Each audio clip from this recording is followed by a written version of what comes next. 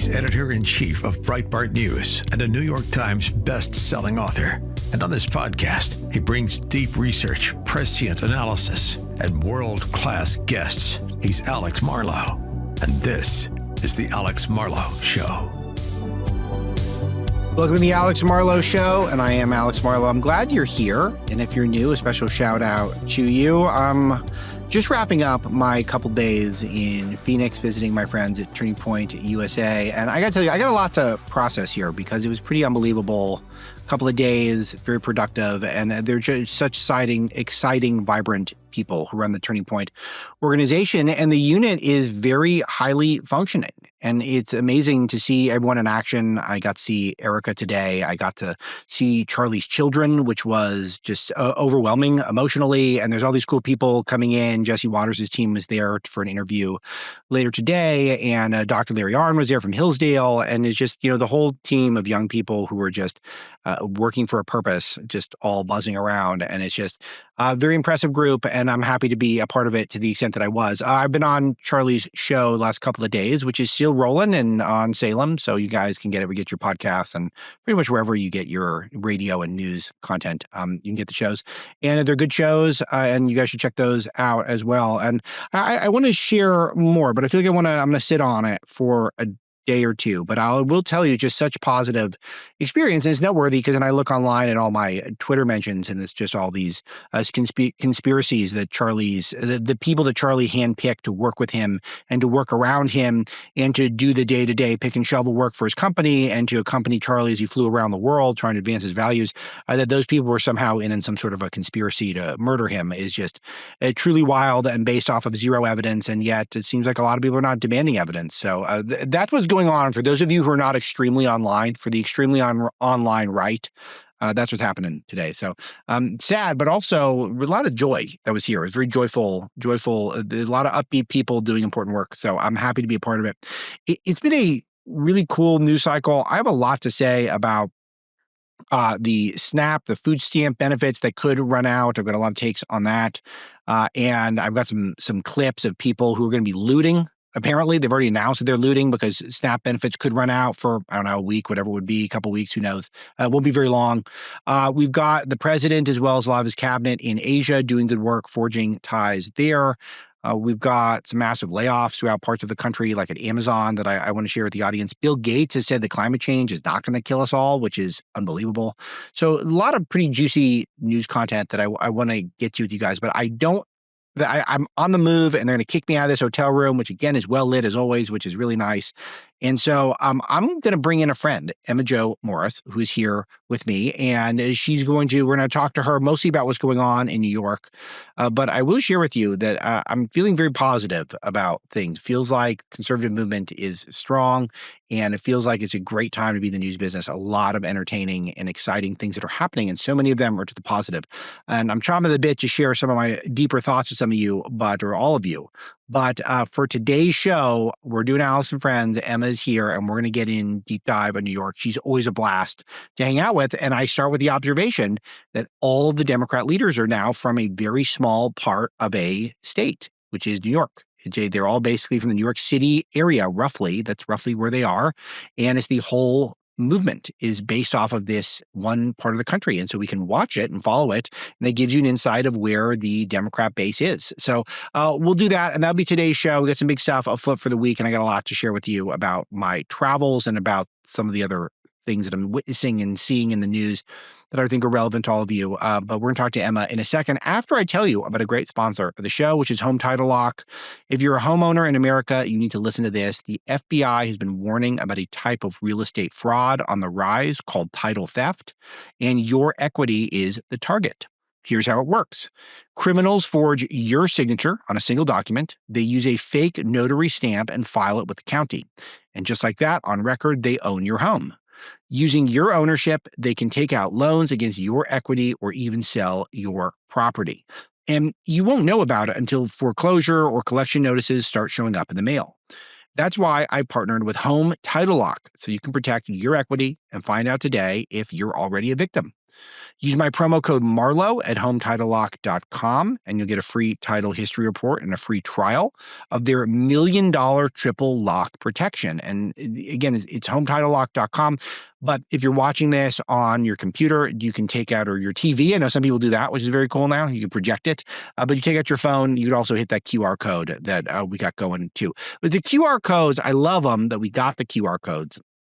But also, a lot of people listen on their phone, and then I got to figure out how to get the QR code from the phone. I've never tried that. So if it's on the phone, can you click on it? I'm not sure. Bottom line is, you go to HomeTitleLock.com, or if you're watching on your screens, then use that QR code. But here's what I really want to tell you about, which is the triple lock protection. 24/7 monitoring of your title records. Urgent alerts of any changes. And if fraud occurs, the U.S.-based restoration team will spend up to $1 million to fix it. So this is something that I'm just constantly vigilant in my personal life, because I feel like that there's criminals are getting more sophisticated. And just for me personally, I feel like I could get targeted at any moment. That's why I love to see that the people who are trying to be a step ahead of the curve and to anticipate the next wave of fraud before it happens, because a very small investment can save you not just the money, but the headaches. I mean, the money, of course, is big, $1 million protection. That's no doubt pretty sweet.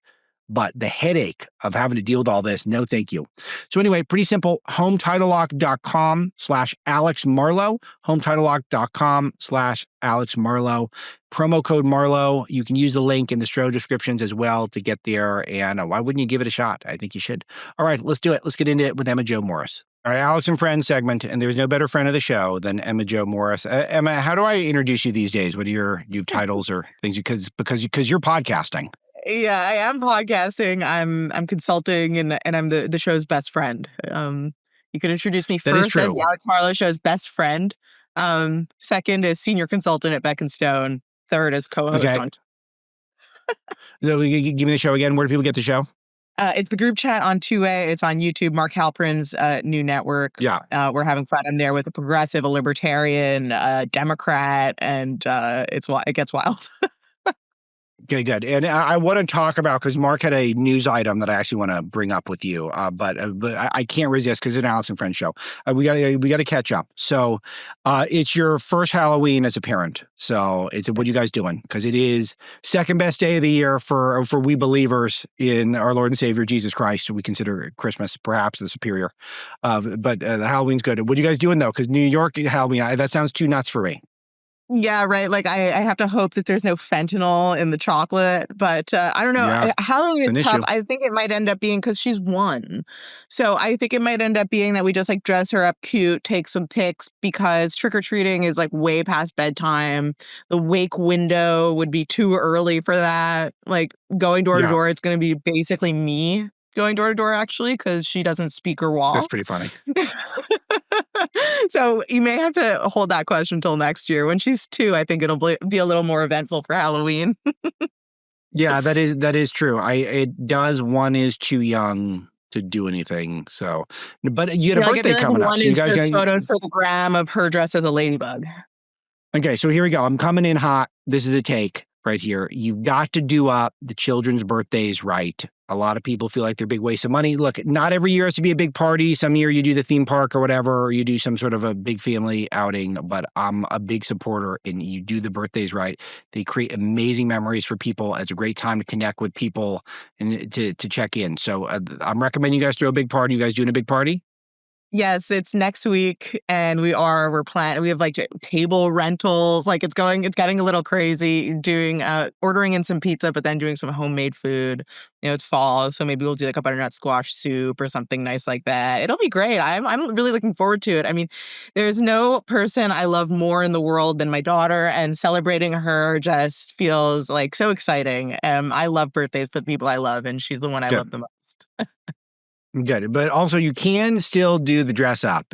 So we just came to terms on the agreement, me and Mrs. Dr. Marlow, on how the baby is going to be dressing up, Duchess Marlow Jr. And I lobbied for a bat, because I lobby for bat every year. All of the little kids, I always want them to be a bat. And she came up with an idea that blew my mind. Conejito. So a tiny bunny. And Oh my God, I think that's a great idea. so So yeah, exactly. That's what I'm saying. It's like, you don't want to miss out on this stuff. So we're doing the 1-year-old bunny. It's going to be good. So, okay.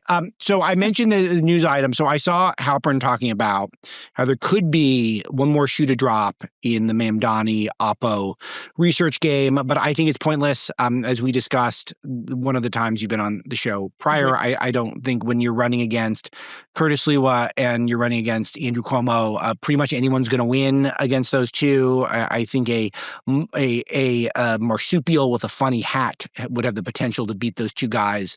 And so Mamdani's going to win. And so, but still, your boss thinks there could be something out there on the horizon. What could possibly, with voting already taking place, what could happen that could change the course of that race? I don't think much. I mean, someone better have died. Like, someone better have died. Yeah, maybe murder. And yeah, but even then, the left kind of digs murder now. I've been watching. Exactly. Even then, like, maybe like it's based somehow. Like, it's kind of based, the murder. Yeah. Right. He obviously has all of the enthusiasm, all of it. The people who are splitting themselves between Cuomo and Sliwa are doing it out of, like, I guess, obligation to try to save the city from communism or whatever. And not that that's not valid, but that's not a compelling reason to vote for somebody. And I think neither candidate is really trying. Maybe Sliwa's kind of trying. He's definitely trying more than Cuomo, who is not trying at all.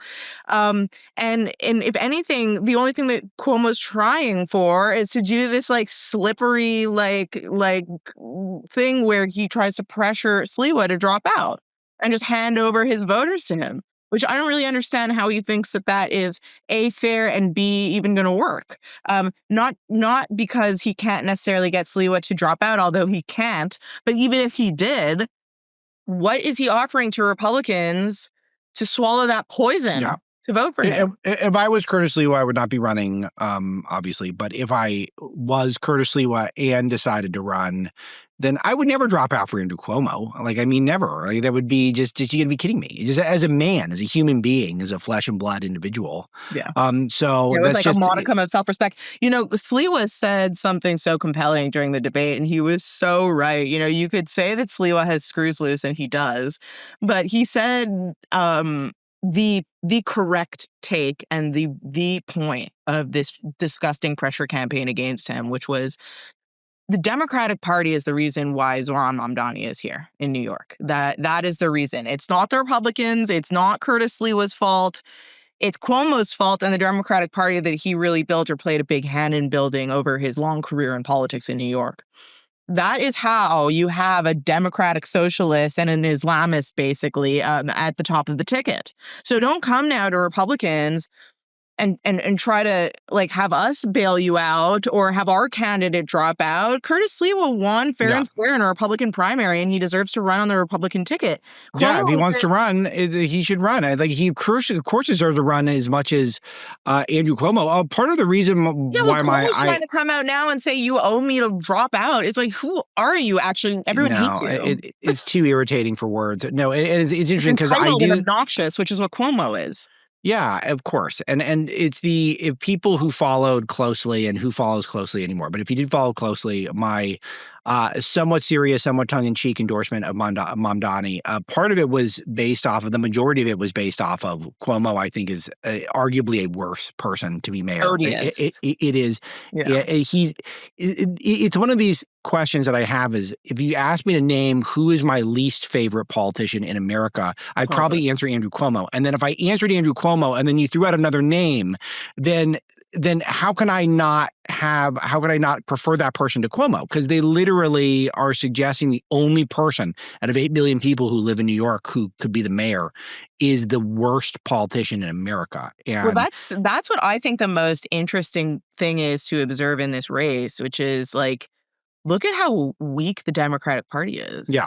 It's fascinating. This is supposed to be the most robust Democratic Party machine in the country, in New York City, obviously. You have 8 million people, and like 7.5 million of them are Democrats, let's say, or more.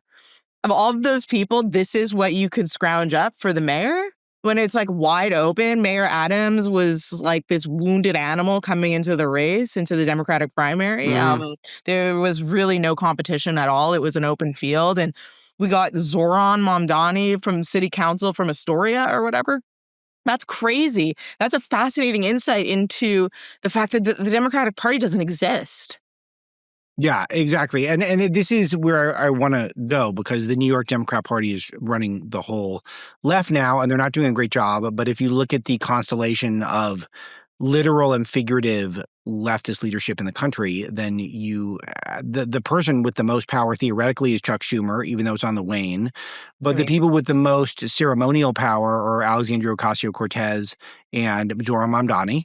And then the next most person with the most physical power is Hakeem Jeffries, who's what do these guys all got in common, Emma? It's kind of unbelievable that it feels like at the moment that Republicans are finally tapping the power of middle America, the Democrats are only electing people from a couple of zip codes in New York specifically, and you're there to witness all of it. I mean, do you feel like you're at the center of the world now, that all of the Democrat leaders, they can only pluck them from one part of the center world? From ground zero of all of the losers. Yes. Hakeem Jeffries is actually my congressman. Yeah. 11216. And yeah, I mean, it's crazy. Like, it's just a testament to how weak the party is. I live in a neighborhood that is Hakeem Jeffries' district. It is 100% going Zoran. In the meantime, Jeffries didn't endorse Zoran until literally like yesterday. This is a neighborhood of all young families in their parents in their 30s and early 40s who have young children, all in elementary school mostly. And crime is obviously a huge issue, or would be a very potent issue if anybody drove it. Nobody drove it. Nobody came into my neighborhood. Nobody, not Cuomo, not Sliwa, but this is especially damning for Cuomo because obviously Sliwa doesn't have a big play in Clinton Hill. But Sliwa doesn't have a big play in Clinton Hill, but Cuomo would.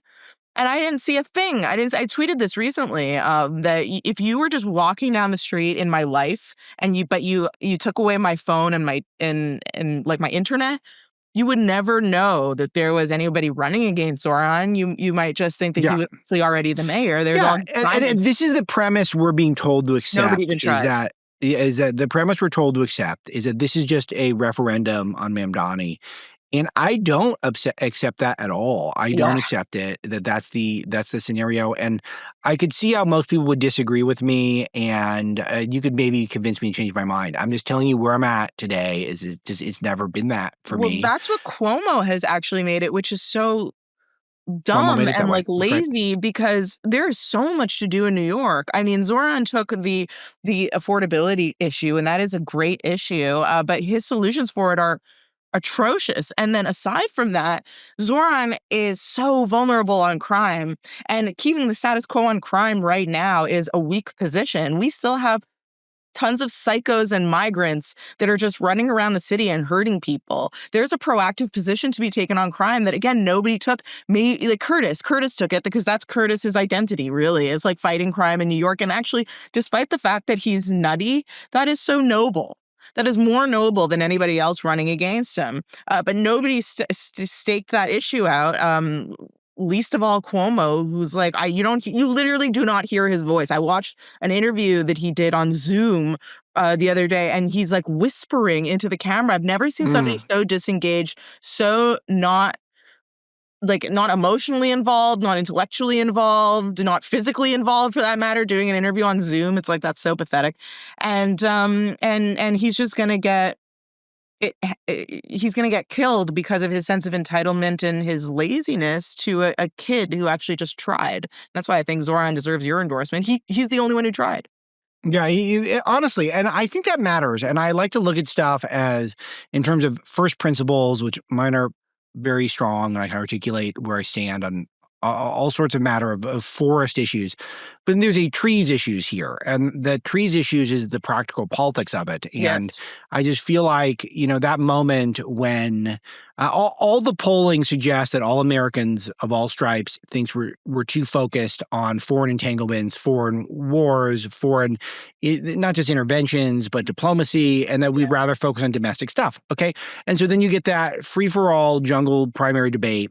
And the question to all of the candidates, this is when there were half a dozen candidates, which country would you visit first as mayor? And everyone has an answer, whether it be Israel or someplace in Africa or whatever it is. And Zoran Mamdani says, I'm not going anywhere. Yeah. I'm going to be the mayor of New York. Yeah, And based. So based. it's exactly the right answer. And then the moderator doubles back and says, well, but if you did go, it's just a hypothetical, where would you go? He says, I'm not going anywhere. I'm going to be mayor of New York. And that's the type of stuff that allows for the communism and the who knows what's next to seep in, because he's messaging so much better. Yes, so true. And there was another moment that is also just a similar moment and a great contrast, which is when Zoran Mamdani was on Martha McCallum, and she said, like, what's your relationship going to be with Trump, or are you going to reach out to Trump? And he looked straight at the camera, which was so good. He's such a theater kid, but in a non-cringe way, which is very difficult. I actually very much admire his presentation. And he said, I will talk to Trump. I would love to talk to Trump about affordability and how we make life more affordable. And that was so smart. Now, contrast to so sensible, and also insulates him from the psychos on his side who could get mad at him. It's a perfectly reasonable reason to work with Trump. And then contrast that to Cuomo. He's asking for Republicans' votes, but he is refusing to give any concessions whatsoever. He won't give Curtis police commissioner, let's say. He won't endorse any down ballot races for Republicans. There's a woman running against Alvin Bragg. Is that not the easiest layup in the world to just endorse her to court some Republicans? He can't manage that. Meanwhile, Zoran, the communist, is willing to work with Trump. It's he's good.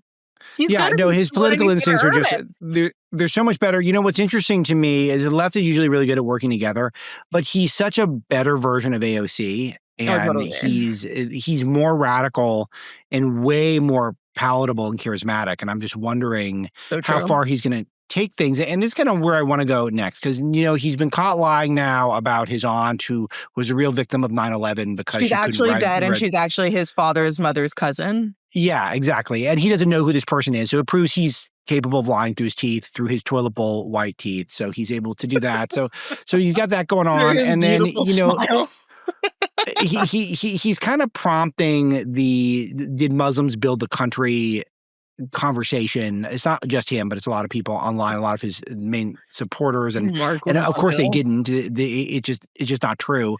And that's the type of stuff that really, I think, does unnerve people, because if you start rewriting history in that way, you get fearful of who knows what's next. Is Sharia law next? And I know we're a ways off. I don't want to be too alarmist here, especially for the guy I endorsed. But it is, these are some of the stuff. If you read the worst case scenario of some of the things they're saying, is not just we're going to have government run grocery stores that are going to fail. We're going to have, Muslim calls to prayer in the middle of Manhattan at 5 a.m. And then we're going to be claiming that Muslim slaves built our country, which I saw on Piers Morgan's show. Yeah. I think it was Mark Lamont Hill was offering that. What are we talking about here?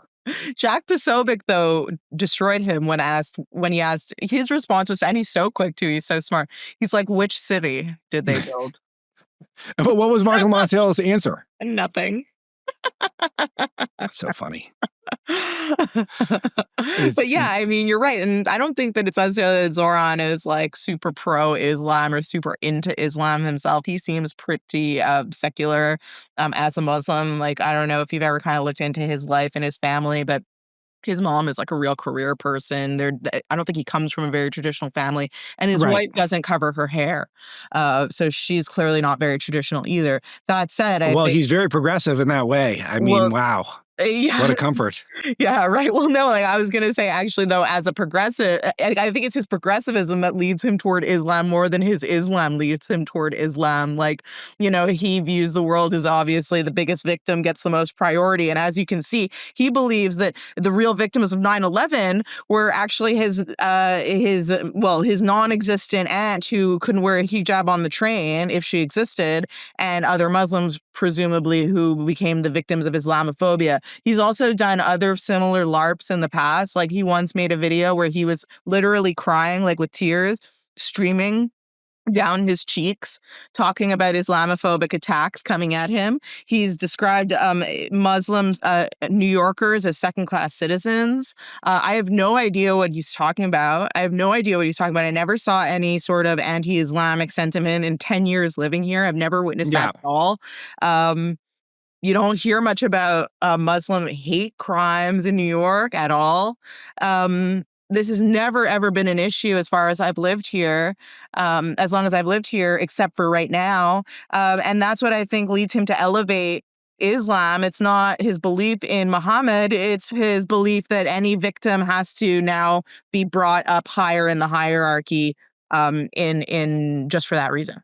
So here is some breaking news that just came out right before we were going to go to tape, Emma. So Mamdani said the New York Police Department's boots were on your neck. The boots on your neck were laced by the IDF in a video that's resurfaced. And I don't know how calculated this was, but I think it's 2023, because he's not having a good hair day, and he has a lot of good hair days. So it seems like he just kind of rolled out of bed. So he's probably just talking out of his backside. But it is, that type of conspiracy, anti-Israel conspiracy. It used to be New York was home to liberal Jews. So now I feel like there's been a great replacement to some degree. And then also a lot of the liberals are now on the left, and the people who are on the left don't tend to like Israel and tend to see Israel IDF conspiracies everywhere. So do you think this comment makes a difference? But more interestingly, what is the vibe amongst New York Jews right now? Yeah, I don't think his comment makes a difference at all. I saw it also, and it's just like casual anti-Semitism. But that's how it feels. It's wrapped in Israel, so it's okay. And I think that is something that liberal Jews, unfortunately, and that's something to be studied, but have unfortunately internalized the idea that you can say stuff like that and it doesn't count as anti-Semitism, even though you're literally seeing a Jewish boogeyman behind all of your life's problems, which I thought was the definition of anti-Semitism. They have decided that anti-Zionism is valid and that all of this Islamic these huge chimp out protests where people are carrying around Hezbollah flags and Gaza flags and pro-Hamas sentiment and whatever is all not anti-Semitic. It's just anti-Israel. And as such, we actually should probably internalize what they're saying because we have victimized them. It's like a really demented worldview that Upper West Side Jews tend to hold. I can't even relate to it, but it is not a minority worldview.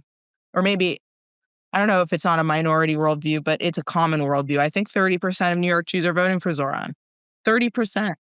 Yeah, it's just noteworthy how sometimes you retweeted something that I talked about a little bit on a different show earlier in the week about how American views of Muslims after 9/11 went up in every category, most likely with Republicans and conservatives. And I want to praise this in 2025 lens because in a way, I think initially I probably wouldn't have been offended by this number 10 years ago, but now I don't look at this and see like this is some sort of a positive anymore. And I feel like I've changed a little bit. I've got more cynical in that way. But what's your commentary on this?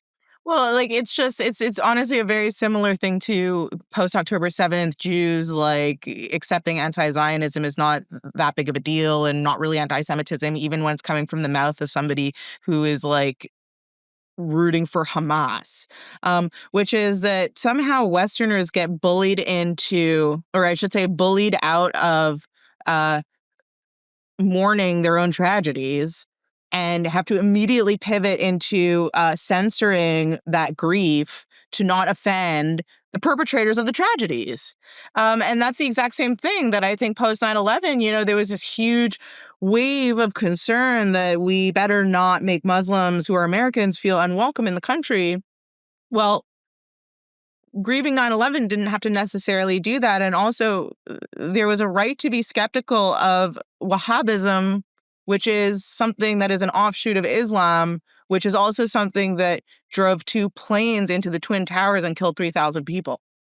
Yeah, exactly. So, all right. So here's my point. Where do we stand here? Is this the beginning of a global resurgence of leftism? Is this going to be a really fascinating experiment of leftism that is just going to take place in New York? Are we going to see the rise of a new Sharia, the compliant momentum to leftist politics in America? Are people going to? Is it finally going to dawn on people on the left that the same people that have been insisting that men can be women all the time are now bedfellows with the people who have the most oppressive regimes to gay people on earth? I don't really know where this is going to go. And I think that's partially why I endorsed them, is that I'm kind of excited in a way.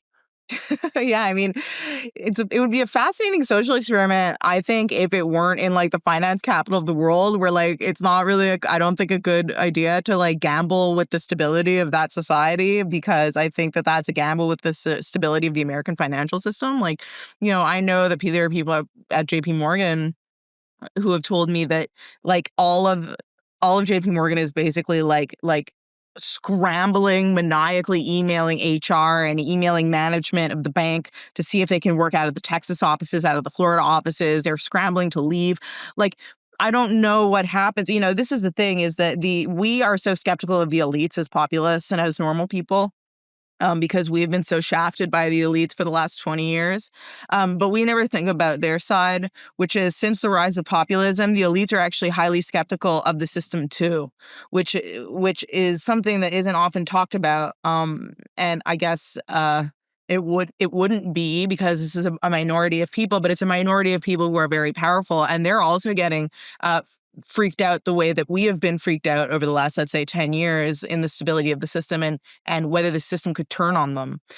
So I think doing an experiment like that, where you're testing those people, granted they are, again, a small group of people, but they matter kind of in keeping the world turning. Their jobs are very important. There's a reason why they're elites and why they're such high earners, is because they're rare talents, rare intellects, and their jobs are very important.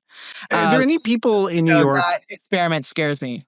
Emma, are there any people in New York who you feel like might be liberals, who might be assessing the situation and saying, we're not sending our best to leadership in Washington, and we've got all these people who seem to be out of touch with most of America, are not super charismatic, or they are charismatic but they're super radical?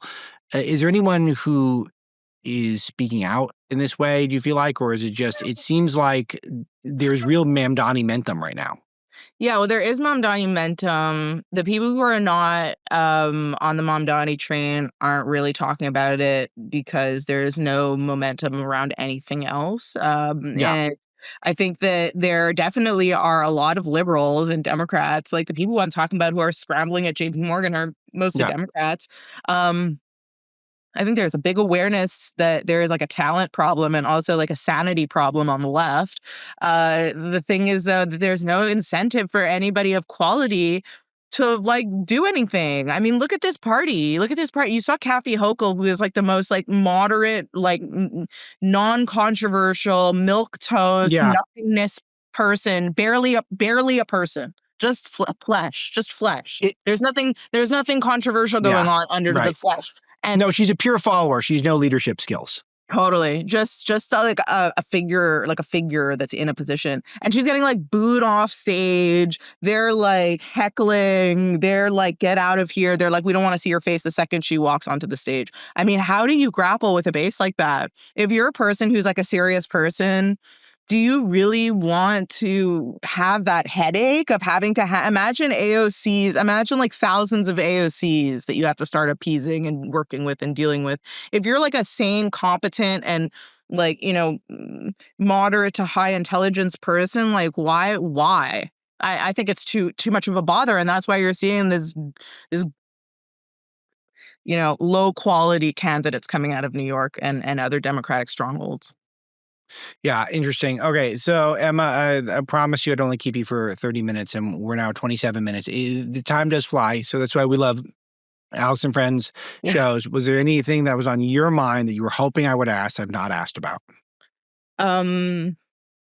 No, I think we kind of covered it. I mean, Good. Happy the about that. New York race is kind of what I thought we were here to do, and we've Yeah, definitely that is. covered Well, it. hey, look, it's the only thing that matters to Democrats now, and so I always like to spend more time on the left, Listen, that's a controversial opinion now, and now it feels like conservative podcasting is all about finding obscure critiques of our own side. It's not about actually going after the real bad guys. Sticking to our roots. Although, actually, there's one thing that I think we missed, which was what progressives are going to walk away with once Zoran wins, and this is going to be super crazy because they're going to come off this being like, we own the Democratic Party now. Like, we are the Democratic Party. Like, any Democrat who is progressive now is kicked out of the party. This could actually like derail 2028 for them in a funny way. There's a butterfly effect to be observed, which is going to be that I know for a fact that progressives are staking the future of the party, or in their minds, the future of the party is staked on this race. That this is like the Democrat Civil War playing out. And Andrew Cuomo just got he got killed in the primary, and now he's going to get killed for a second time. Right. And they're going to take this as this is the mandate. This is the mandate from Democrats, and this is what the direction of the party now looks like. Well done, Emma Jo. As always, tage you for being here. Where do people get your podcast? Thank you so much. YouTube, Twitter. I posted on Twitter, on X. Thank you so much. Thank you for having me. What's the name of it again? It is the group chat four libs walk into a bar and beat up Emma? Yeah, pretty much. Thank you so much for having me. No, but it really is. Your show proves there's diversity on the left, because I feel like everyone else is sort of on the left, even though they wouldn't necessarily say that about themselves. But I feel like they're all sort of like on the left, but different on the left. The funny thing is, like, I feel like there's probably most clash between me and like the libertarian than me and like, Nina Turner, the progressive. Like, I actually like root for Nina for 90% of the show. So Nina is the liberal, and then you got Batya, who everyone likes, who is the sounds. She's like a moderate. She actually went to News Nation. She's no longer on the show. So you have Nina Turner, who's a progressive. You have Dan Turrentine, who is like a Clinton, Pelosi Democrat. You have Robbie who throws down on the Democrats a lot. Yeah, and he's a sane Clinton Democrat. And then you have Robbie, who is a libertarian. And this is where this will be. I'll only keep you for this point, but this is part of the reason why I'm a Republican, is because I went to UC Berkeley and all of the left got to diversify into their own niches. Students for Justice in Palestine, Students Against the Death Penalty, Cal, National Organization for Women. But on the right, there was few of us. So we all joined the Republican Club, and it actually became one of the biggest clubs in the whole state in terms of registration, not just at the school, in the entire state. And it was because there weren't enough of us to diversify to our pet issues, but there were just enough of us to have a robust Republican Club. And I put this together that the Ron Paul people and the George Bush people were disagreed on every single issue. Yeah. They didn't have one issue in common. Ron Paul was no wars, no interfering in the bedroom, and the George Bush people were every war, and we're going to be inside the bedroom with you. And it was like, it's like, how are these people? And then they would vote for the same candidates. And I always thought that was sort of fascinating about our side, that we have that.